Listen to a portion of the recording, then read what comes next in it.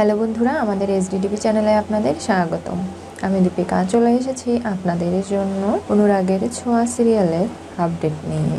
দীপা যখন ট্রফি নিয়ে বেরিয়ে এসে হাসি মুখটা দেখায়, তখনই সাক্ষ্য বলে ওঠে, আমি বলেছিলাম না আমরা করব জয়। এই গানটা সত্যিই কাজে লেগে গেল। তখনই সূর্য দীপা বলে এসে ডাকে এবং ফুলের তোড়া হাতে তুলে দেয় আর বলে, আজ থেকে দেখবে তোমার জীবনের সমস্ত কিছু ভালো হবে দীপা, তোমার সঙ্গে ভালো কিছু ঘটবে। এরকম কেন বলছেন?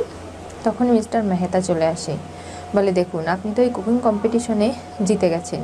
আমাদের 18টা ব্রাঞ্চ রয়েছে, আমরা আপনাকে ইউরোপে নিয়ে যেতে চাই।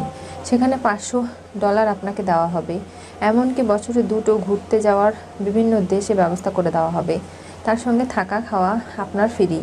আপনি আমাদের সঙ্গে এই অপরচুনিটিটা মেনটেন করে চলুন। অনেকেই তার জন্য অ্যাপ্লাই করেছে, কিন্তু আমরা তাদের থেকেও আপনাকে নিতে চাই। আপনি শেষ মুহূর্তে এসে যেভাবে কম্পিটিশনটা জিতলেন, দেখুন স্যার, সরি, আমাকে ক্ষমা করে দেবেন। বিগ বং আমাকে অনেক কিছু দিয়েছে। এই মুম্বাই শহরে এসে বিগ বং জায়গা না দিলে আমার মাথা গোঁজার ঠাঁই ছিল না। আজকে বিগ বংয়ের পুরো পরিবার মিলে আমাদের এই জয়। আমি একলা তো নিজের জীবনটা ভালোভাবে বেছে নিতে পারি না, ওদেরকে ফেলে রেখে আমি যেতে পারবো না। তাই আপনার এই অফারটা আমি নিতে পারছি না। তারা চলে যায়। আমি জানতাম দীপা তুমি কখনো মুম্বাই ছেড়ে যাবে না, কিন্তু তারপরেও যদি এই অফারটায় রাজি হয়ে যেতে, আমি তোমাকে খুঁজে বেড়াতাম। আমার খুব কষ্ট হতো তোমার জন্য। আর জয়ও খানিকটা ভয় পেয়ে গিয়েছিল, তার মা যদি চলে যায়, মায়ের সঙ্গে তো সে আর থাকতে পারতো না। দেখুন, আমাদের সোনামাটা বড় হলেও এখনও ছোট্ট সেই রয়েছে। ওর বাবাকে কারো সঙ্গে শেয়ার করতে চায় না। ছোটোবেলা থেকে যেমন ঠিক তেমনটাই। তাই আমাদের বাবা মা হিসেবে দায়িত্ব কর্তব্য এবার পালন করতে হবে। তাই আমি চাই না কখনো যে আপনি আমার পেছন পেছন ঘুরুন আর এইসব কিছু অলি দেখলে ভাববে যে আমি আপনার কাছ থেকে সুযোগ নিচ্ছি। সূর্য কষ্ট পায়। এরপরে দুজনের সিদ্ধান্তে চলে যায় সূর্য। হঠাৎ করেই সাক্ষর যে ঋণ ছিল সেই ঋণদাররা চলে আসে, বলে, কি ব্যাপার, আপনার কাছে টাকা পায়, আপনি যেভাবে পরিশোধ করছেন কিস্তি কিস্তি, সেভাবে দিলেও তো হতো। কি শুরু করেছেন বলুন তো? দেখুন, আমাকে আর 2 দিন সময় দিন, আর কোনো সময় দেওয়া যাবে না। আপনাকে নোটিশ দেওয়া হয়েছে তো?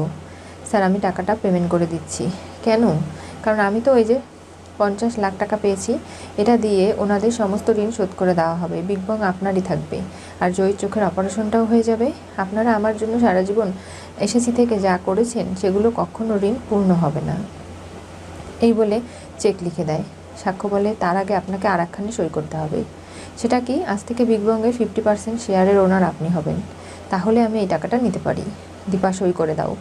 দেখবে সাক্ষ্য এবং তোমার এই বিগ বং খুব ভালো চলবে। হ্যাঁ মা, সই করে দাও।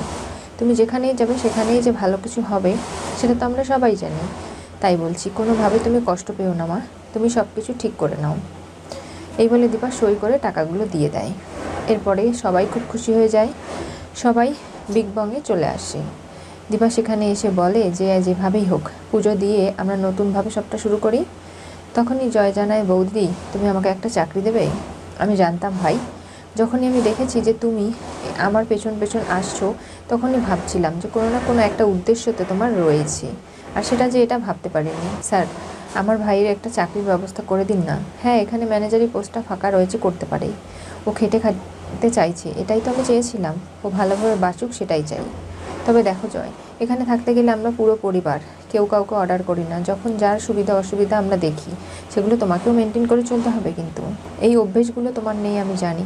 সেনগুপ্ত বাড়িতে শেফালিদি ছিল, আমরা সবাই তাকে অর্ডার করতাম, সে সমস্ত কাজ করে দিত, কিন্তু এখানে তো সেগুলো করলে চলবে না। ঠিক আছে বৌদি। দীপা রাত্রিবেলা বেরিয়েছে সাক্ষর সাথে। তখনই তার মনে পড়ে যে না, ক্রিসমাস ডে তো পালন করতে সোনা ছোটো থেকে খুব ভালোবাসতো, আর এই দিনটাকে ও সেলিব্রেট করতো। ডাক্তারবাবুকে একলা পারবে সমস্ত কিছু সাজগোজ করে সোনার মনের মতো করতে? আমি একবার যাবো ওখানে। সাক্ষ্য বলে, আবার যাবেন অপমানিত হতে? আপনার খুব ভালো লাগে তাই না? জয়ীর মা হয়ে থাকুন না। ওখানে গিয়ে আবার অপমানিত হলে আমাদেরও তো খারাপ লাগে, আমি জানি, কিন্তু আমি তো মা, আমি যে পারি না। আপনি আমাকে একটু ছেড়ে দেবেন? অবশ্যই, চলুন। সূর্য এদিকে সব একলা হাতে সামলাচ্ছে, চারু তো পারছে না। সূর্য বলে, তুমি এখানে বসো তো, তোমার এখনও সারতে সময় লাগবে, তোমার এগুলো করতে হবে না, আমি একলাই সামলে নেব। হঠাৎ কলিং বেল বেজে ওঠে। দরজা খুলে দীপাকে দেখে তো সূর্য খুব খুশি হয়ে যায়। এরপরে দীপা ভেতরে আসে, বলে, চারু তুমি আমাকে দেখে ভুল বুঝো না। আমি ভাবছিলাম যে সোনা খুব ভালোবাসে ক্রিসমাস সেলিব্রেট করতে।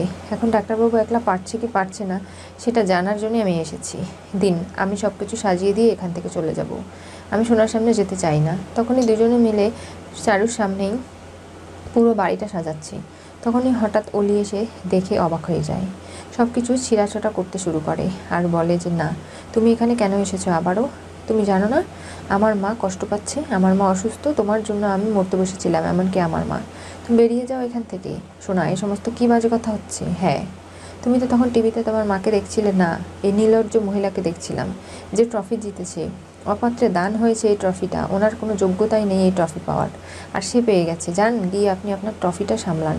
ক্রিসমাস ডে পালন করা আমাদের হয়ে গেছে, আর কোনো কিছুর প্রয়োজন নেই। এই বলে দীপাকে হাত ধরে বের করে দিয়ে নিজের বাড়ি থেকে। সূর্য চিৎকার করে, কোনোভাবেই বলে যে না, তুমি এগুলো করবে না। শোনা কোনো কথাই শোনে না, এরপর দরজা লাগিয়ে দেয়। সূর্য বলে, আমার নিজের কাছে নিজেকে লজ্জা লাগছে, বাবা হিসাবে আমি যে এতটা ব্যর্থ আমি ভাবতে পারিনি, নিজের সন্তানকে ভালো শিক্ষা আমি দিতে পারিনি। এই বলে নিজেকে ঘরবন্দি করে বসে থাকে, কোনোভাবেই সোনার সঙ্গে আর কোনো কথা বলে না। দীপা ভাবে, যেই ছোট্ট হাতে একসময় তুই আমাকে জড়িয়ে ধরতিস, আর আজকে তুই আমাকে বের করে দিলি বাড়ি থেকে। দীপা যখন কান্না করছিল দরজায় বসে, সাক্ষ্য গিয়ে তাকে নিয়ে চলে আসে। পরের দিন ক্রিসমাস, দীপার এত বড় সেলিব্রেশন, সব প্রেস মিডিয়া ঘিরে ধরেছে বিগ বংকে। দীপার হাতের রান্না খেতে চায় তারা, যেভাবেই হোক সে নিজে হাতে আজকে সবাইকে রান্না করে খাওয়াবে কথা দেয়। সবাই বিগ বংটা সাজানো নিয়ে ব্যস্ত রয়েছে। তখনই ভোর ভোর এসে সাজানোর কথা, কিন্তু জয় দেরি করে আসে। কোনো কথা বিক্রম বললে জয় উল্টো রেগে যায়। তখনই দীপা বেরিয়ে এসে বলে, তুমি সরি বলো বিক্রমকে, এরকম করতে পারো না তুমি জয়, তুমি অর্ডার কাউকে দেবে না, আমাদের এখানে এমন একটা প্রফেশনে রয়েছে, মানুষ আমাদের অর্ডার দেবে, আমরা তার অর্ডারটা পরিবেশন করব, এটাই আমাদের কাজ। তখনই জয় সরি বলে আর ভাবে যে বৌদিদি, তুমি সবার সামনে অনার হয়েছে বলে আমাকে এভাবে অপমান করলে, এটা আমি মনে রেখে দেবো। দীপার নিজে হাতে রান্না করতে যায়, অনেক গেস্ট চলে আসে, সেখানে মিশকাও এসেছে। জয়ী দেখে ভয় পায়, বলে ভয় পেও না, তোমাদের পরিবারে কখন কে কী করছে সেগুলোর উপর নজর রাখতে আমি সবসময় আছি। তুমি কেন এতটা ঘাবড়াচ্ছ জয়ী? তুমি চিন্তা করো না, আমি কোনো ক্ষতিকারও করবো না। তখনই সই দেখে ফেলে, মিশকা সেখান থেকে সরে যায় আর জিজ্ঞাসা করে কে ছিল। জয়ী মিথ্যে কথা বলাতেই খুব ঘাবড়ে যায় সে। এদিকে নানাভাবে দীপা রান্না নিয়ে ব্যস্ত। হঠাৎ সোনা ফোন করে, বারবার ফোন বেজে যাচ্ছে। সাক্ষ্য দেখে বলে, তুলবেন না, আপনার মেয়ে ফোন করছে, আবার খারাপ কথা বলবে। দীপা ফোন রিসিভ করে। ওপাশ থেকে সোনা বলে, আমি তোমার সঙ্গে ওরকম খারাপ ব্যবহার করলাম জন্য বাবা আমার সঙ্গে কথা বলছে না, নিজেকে ঘরে আটকে রেখেছে, কি করছে আমি জানি না। তোমার বাবা শরীর খারাপ করেনি তো? জানি না তো, কিছুই তো বলছে না আমাকে। এই বলে ফোন কেটে দেয়। দীপা বলে, ঠিক আছে আমি ফোন করছি। সূর্যকে ফোন করে আর বলে, কি ব্যাপার আপনার? আপনি নিজেকে ঘরবন্দি না করে বাইরে বেরোন, আপনার মেয়ে আপনার জন্য অপেক্ষা করছে, কষ্ট পাচ্ছে, এটা কি ঠিক হচ্ছে? তুমি কি করে জানলে? সোনা আমাকে ফোন করেছিল। এরপরে সোনা টিভি দেখছে। সূর্য বাইরে এসে বলে, কি ব্যাপার? নিজের মাকে প্রয়োজন নেই অপমান করো, আবার এখন কেন দরকার হলো কাজের সময়? তুমি তো খুব স্বার্থপর। কেন, উনি কি নালিশ করেছে নাকি? এদিকে খাবার খেতে খেতে হঠাৎ সবাই প্রশংসা করতে গিয়ে দেখতে পারে ককরোচ থাকে খাবারে। এই নিয়ে চিৎকার চেঁচামেচি তোলপাড় শুরু হয়ে যায় বিগ বং রেস্টুরেন্টে। দীপা বলছে যে এগুলো তার অসতর্কতার কারণে হয়নি, নিশ্চয়ই কোনো গণ্ডগোল রয়েছে, কিন্তু কেউ কোনো কথা মানছে না। প্রেস মিডিয়া ঘিরে ধরে, এমনকি দীপা যে ট্রফিটা পেয়েছে সেটার যে সে যোগ্য নয়, সেটার অমূল্যায়ন করেছে, সেগুলো নিয়েও কথা ওঠে, তার নামে অভিযোগ করা হয়। কুকিং কম্পিটিশন থেকে এসে ট্রফিটা নিয়ে যাওয়া হয়। দীপা অনেক হাতজোড় করে, সাক্ষ্য রিকোয়েস্ট করে, আমাদের মান সম্মানের ব্যাপার, কিন্তু তারা কোনো কথাই শোনে না, যে আমাদের কুকিং কম্পিটিশনের নাম আপনারা ডুবিয়েছেন, এগুলো হতে পারে না।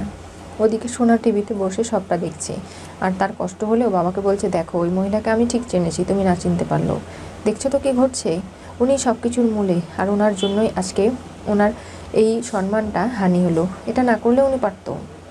তখনই সূর্য দৌড়ে ছুটে দীপার কাছে চলে আসতে লাগে। দীপা কান্না করছে, সকলে ইট পাটকেল ছুটতে শুরু করে, বিগ বং বন্ধ করে দেওয়ার কথা বলে, কোনোভাবেই দীপার যোগ্যতা নেই এখানে থাকা সেগুলোও বলে।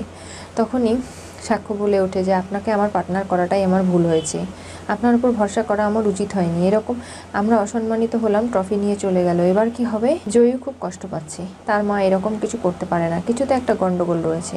তাহলে কি জয় আবারও দীপার উপর প্রতিশোধ নিতে এগুলো করলো, নাকি মিশকা দীপার নাম খারাপ করলো? দীপা তো এত সহজে হার মানার নয়।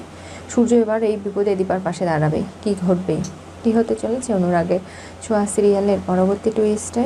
দীপার কুকিং কম্পিটিশনের ট্রফি কেড়ে নিয়ে গেল। রেস্টুরেন্টের খাবারে গরমিল হওয়ায় জনতা ক্ষেপে উঠেছে।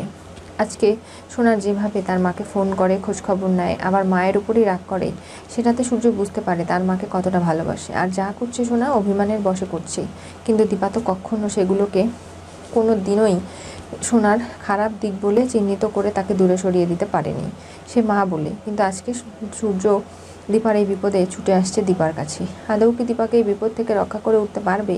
দীপাকে বারবার বিপদে ফেলানোর উদ্দেশ্য মিষ্কার। তাহলে এবার কি সে সফল হয়ে গেল?